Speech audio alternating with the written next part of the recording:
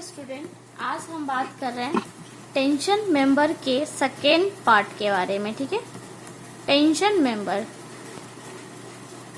इसका second part. ठीक है, टेंशन मेंबर के फर्स्ट पार्ट में हमने डिस्कस किया है कि हमारा इंट्रोडक्शन पार्ट कंप्लीट हो चुका है, types of tension member complete हो चुका है। अब हम बात करेंगे calculation of area of tension member. ठीक है, अलग अलग टेंशन मेंबर के लिए हम लोग एरिया अलग अलग निकालेंगे और कैसे निकालेंगे इसके बारे में डिस्कस करेंगे। सबसे पहले मैं बता रही हूँ कि टेंशन मेंबर का जो पहला सेक्शन होता है वो एंगल सेक्शन है। ये देखिए मैंने बनाया एंगल सेक्शन, और इसे बोलते हैं हम गसेट प्लेट। ठीक है, इसे बोलते हैं गसेट प्लेट। ठीक है, गसेट प्लेट। इसको मैंने सिंपली एक बोल्ट से कनेक्ट किया है। किससे कनेक्ट किया है? बोल्ट से कनेक्ट किया है। ठीक है, इसे बोल्ट से कनेक्ट किया है, लेकिन हम इसके एरिया को फाइंड करना चाहते हैं। नेट एरिया हम इसका फाइंड करना चाहते हैं। नेट इफेक्टिव एरिया कैसे निकालेंगे? अगर हमारा केस 1 है कि अगर हमारा single angle connected to gusset plate, मतलब ये जो एंगल है ये 1 लेग है, इसका 2 लेग है। ठीक है, ये 1 लेग है, ये 2 लेग है, देख सकते हैं। तो इसका 1 लेग जो है सिर्फ गसेट प्लेट से अटैच्ड है और इसका दूसरा पोर्शन है वो हवा में स्टैंड कर रहा है। तो हमने इसे मान लिया कि इसकी ये लेंथ y1 है और इसकी ये लेंथ हमारा क्या है? y2 है। ठीक है, ध्यान दीजिए, ये क्या है? y2। और इसकी जो थिकनेस है, ये थिकनेस मतलब ये, ध्यान दे रहे, ये थिकनेस जो है वो t है। ये सारे डायमेंशन मिलीमीटर में गिवन होगा। ठीक है, ये थिकनेस ऑफ एंगल दिया हुआ है। ठीक है, अब ध्यान दीजिए कि अगर हमें इसका एरिया निकालना होगा इस लेग 1 के लिए, ये एंगल के लिए, इस लेग के लिए, तो हम कैसे निकालेंगे? y2 into T. इसका अगर एरिया निकालना है इतना पोर्शन का, तो हम कैसे निकालेंगे? इसकी थिकनेस हमें पता है, इसकी थिकनेस कितना है? t पता है, और इसका डिस्टेंस पता है y। तो हम कैसे निकालेंगे? y2 इसका ऐसे निकालेंगे। ध्यान दीजिए, ये वाला पोर्शन को मैं डिस्कस कर रही, इसके लिए मैं निकालूंगी ये पोर्शन। देखिए आपका ऐसा है, फिर ये पोर्शन आपका कुछ ऐसा है। ठीक है, इसकी थिकनेस कितना गिवन है? t गिवन है। इसको मैंने मान लिया यहाँ से यहाँ तक y2 है, और यहाँ से ये पोर्शन, ठीक है, ये पोर्शन हमारा y1 है। इसकी एरिया अगर निकालनी है तो y2 इंटू टी हो जाएगा। तो उसके लिए सारा पोर्शन, देखिए ये सारा पोर्शन हमें लेना पड़ा। अब अगर हमें इसके बारे में बात कर रहे हैं, ठीक है, अब ध्यान दीजिए ये पोर्शन, तो ये पोर्शन देखिए, ये पोर्शन कितना हो जाएगा? y1 इंटू टी, क्योंकि एरिया हमें पता है कैसे निकालते हैं। लेकिन हमने क्या देखा कि हम जितना दोनों बार जब एरिया निकाल रहे हैं तो हमारा ये पोर्शन कॉमन पोर्शन है, ये पोर्शन हमारा कॉमन पोर्शन है। ध्यान दीजिए, इसे मैं जूम कर रही हूँ। जूम का मतलब ये पोर्शन हो गया। इसका ये पोर्शन जो है और ये पोर्शन, ध्यान दीजिए, ये ऐसे बना है। तो अगर हम इस टोटल में से, ये कितना हो जाएगा? थिकनेस t के बराबर है, और ये कितना t के बराबर है, तो कितना एक्स्ट्रा है? तो अगर इस लेग के लिए निकालेंगे,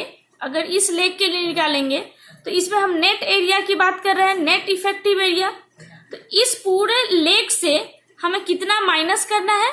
ये होल पोर्शन माइनस करना है, होल ऑफ बोल्ट। ठीक है, तो हम y1 a1 जो है इसको मान लिए कि हमारा एरिया जो निकलेगा, हमारा इस लेग के लिए जो एरिया निकलेगा वो a1 होगा, और इस पोर्शन के लिए जो एरिया निकलेगा वो a2 होगा। तो a1 कैसे निकलेगा? ध्यान दीजिए, y2, ठीक है, ये हमारा, ध्यान दीजिए, हमारा क्या हो जाएगा? अगर इसे हमने अगर हमने a1 माना और इसे a2 माना, ठीक है। अब ध्यान दीजिए, तो अब हम निकालेंगे कि इसका, इस लेग का कितना एरिया होगा, नेट एरिया कितना होगा, ठीक है। तो इसे मैंने मान लिया कि ये A2 है, क्या है, A2 है। तो A2 निकालने के लिए क्या होगा, Y2, देखिए Y2 into thickness of leg निकल गया, माइनस ये क्या है, डायामीटर ऑफ होल, क्या है, diameter of hole of bolt, क्योंकि हमें इस लेग को इस गसेट प्लेट के साथ अटैच करने के लिए होल बनाना पड़ेगा, तो इस एरिया को माइनस करना पड़ेगा। और इसके इस पोर्शन को जो मैंने जूम किया, यहाँ देखिए मैंने जो जूम किया है उसका ये पोर्शन ही यूज करेंगे और ये पोर्शन क्या करेंगे, माइनस कर देंगे। तो पहले इसका एरिया निकाल लेते हैं, टोटल एरिया क्या हुआ, T इंटू टी, तो ये टोटल एरिया हो गया और इसका हाफ ही हमको कंसीडर करना है, डिवाइडेड बाई 2, इतना माइनस कर देंगे। यानी कि Y2 का ये एरिया पूरा टोटल है, ग्रॉस एरिया है, ध्यान दीजिए टोटल एरिया है, Y2 इंटू टी टोटल है, ध्यान दीजिए यहाँ तक। और इसमें से हमको क्या माइनस करना है, ये पोर्शन माइनस करना है जो कि कटा हुआ है, होल्स बना हुआ है, उसको हमने माइनस कर दिया, D0 माइनस।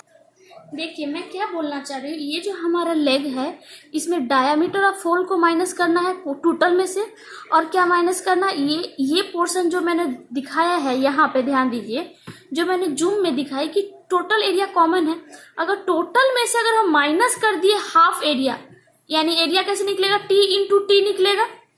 तो हमने T इंटू टी का हाफ माइनस कर दिया, तो ये क्या देख रहे हैं कि T हमारा दोनों ही जगह, तीनों ही जगह कॉमन है, तो T को माइनस कर लिए, तो Y2 minus D0 minus T/2 into T.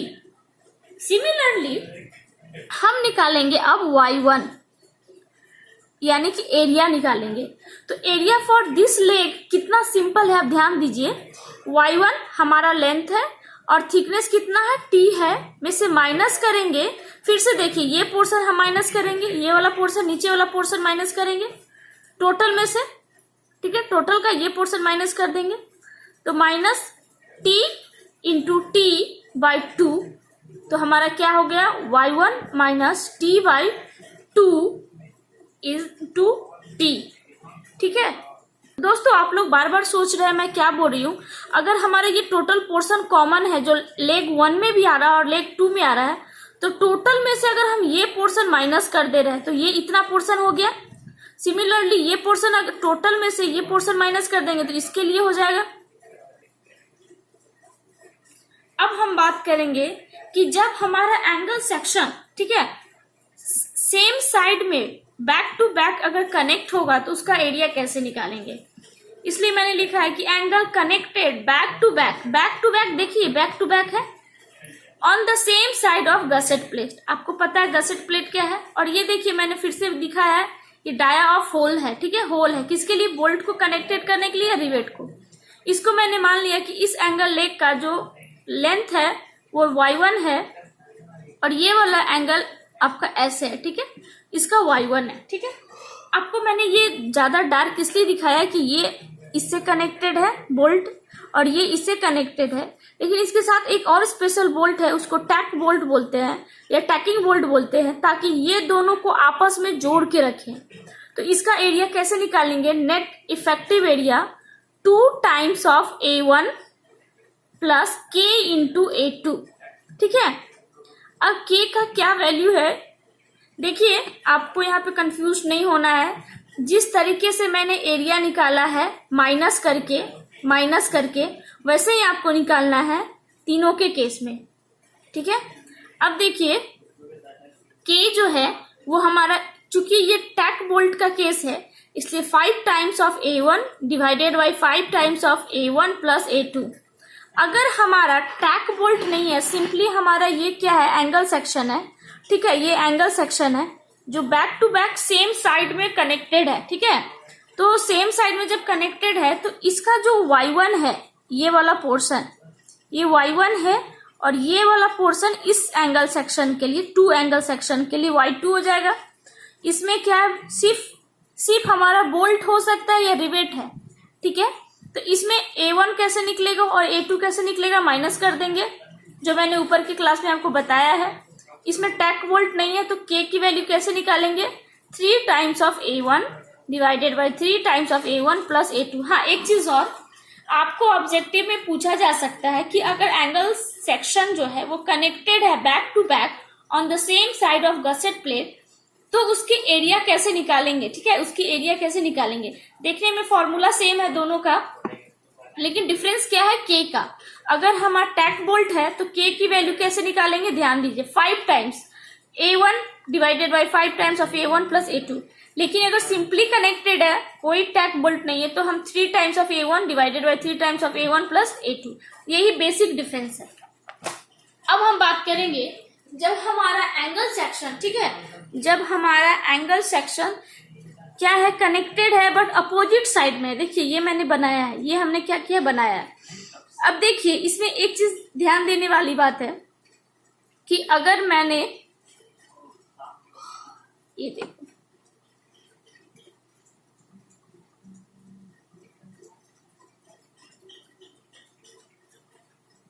इन दोनों को आपस में जोड़ा है, ठीक है, तो इसमें अगर हम टैक बोल्ट का यूज करेंगे तो वो हम यहाँ पे करेंगे, ठीक है।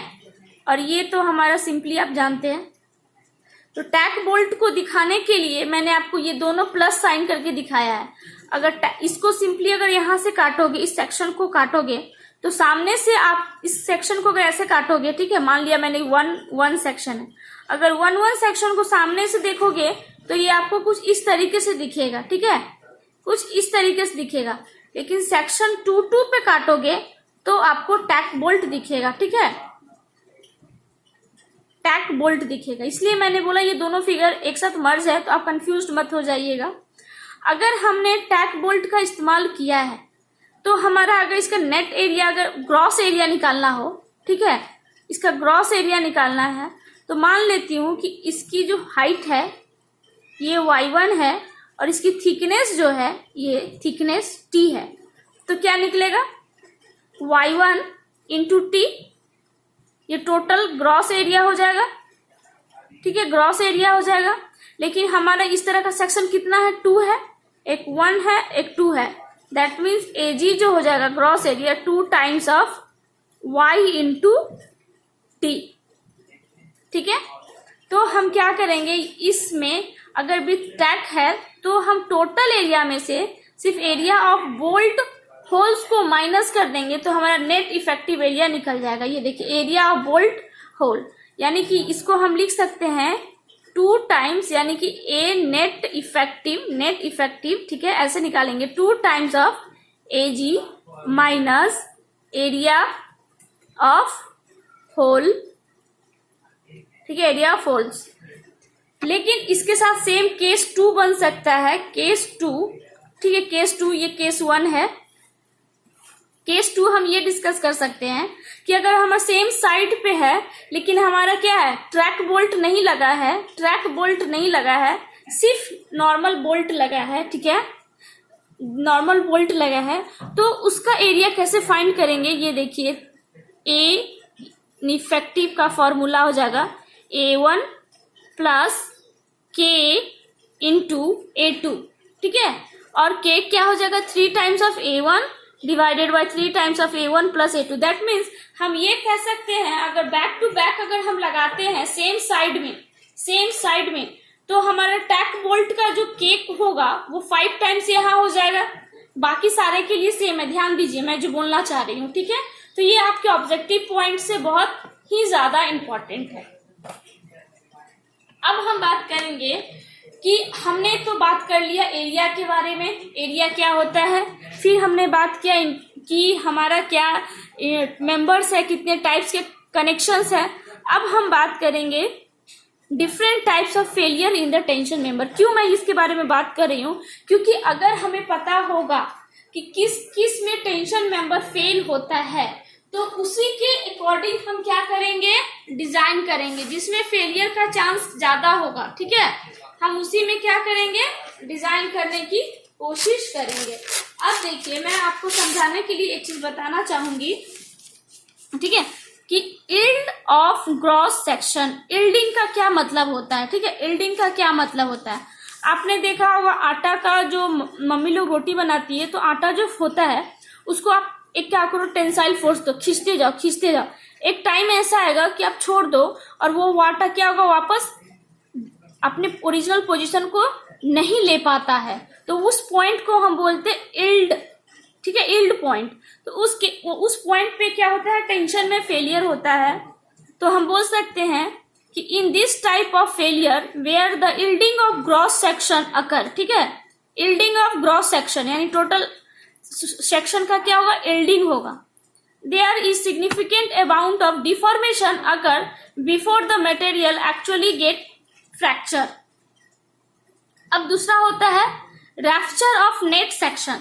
रैप्चर ऑफ नेट सेक्शन, ठीक है, रैप्चर ऑफ नेट सेक्शन को समझाने के लिए मैं आपको एक चीज समझा रही हूँ कि अगर हमारे पास कोई एक प्लेट है और कोई भी सेक्शन है, आई सेक्शन है, तो उसमें रैप्चर होने का क्या मतलब है, ठीक है। देखिए हमारे पास एक सिंपल प्लेन है, ठीक है, ये देखिए प्लेट है जिसमें कि मैंने होल्स बना दिया है। और आप ध्यान दीजिए, अगर मैं आपको बोलती हूँ कि होल्स, तो ये जो हमारा मान लेती हूँ कि अगर ये 18 mm का होल है, ठीक है, 18 mm का होल है, तो इसमें घुसने वाला बोल्ट हो या रिवेटेड हो, ठीक है, वो कितने का होगा, 16 mm का होगा, ठीक है। अब देखिए इसको मैंने दोनों ही तरफ से खींचना शुरू किया। दोनों ही तरफ से जब खींचना शुरू किया तो क्या होगा, इसका नेट जो टोटल एरिया है उसमें ये छेद होने के कारण इसकी स्ट्रेंथ क्या हो गई, कम हो गई। अब मैं इसे खींच रही हूँ, इसमें खींच रही हूँ, ध्यान दीजिए। तो खींचने के कारण क्या होगा, ये देखिए ये रैप्चर कर गया, ये क्या हो गया, रैप्चर कर गया। तो ये वो पॉइंट्स है जहां से रैप्चर हो गया। तो वही कह रहा है कि रैप्चर ऑफ नेट सेक्शन के लिए हम डिजाइन करेंगे कि when the net section of the member reaches the ultimate stress, ठीक है, अल्टीमेट स्ट्रेस यील्डिंग पार कर चुका है, उसके बाद की केस है, then rupture of the member take place. Clear है। अब मैं बात करती हूँ block shear failure. Block shear failure का क्या मतलब है, देखिए आपके मैं समझाने के लिए बता रही हूँ कि हमारा कुछ ये पोर्शन है, ठीक है, जो वोल्टेज से कनेक्टेड है, ठीक है, ये पोर्शन। अब इधर से भी टेंसाइल फोर्स लगाया और इसका एक पूरा ब्लॉक जो है, सपोज दैट पूरा ब्लॉक ही बाहर आ गया, पूरा ब्लॉक जो बाहर आ गया, ठीक है, रैप्चर होने के बाद, तो इसके लिए भी हम डिजाइन करेंगे। तो उसे हम बोलते हैं block shear failure. A segment of block of material at the corner of the connection shear out due to possible high bearing strength of steel and strength of bolt। दोस्तों आई होप, मैं ये उम्मीद करती हूँ कि आप लोगों को ये लेक्चर समझ आया होगा। मैं नेक्स्ट लेक्चर में न्यूमेरिकल्स के डिजाइन के बारे में डिस्कस करूंगी। प्लीज मेरे चैनल को लाइक, शेयर एंड सब्सक्राइब कीजिए।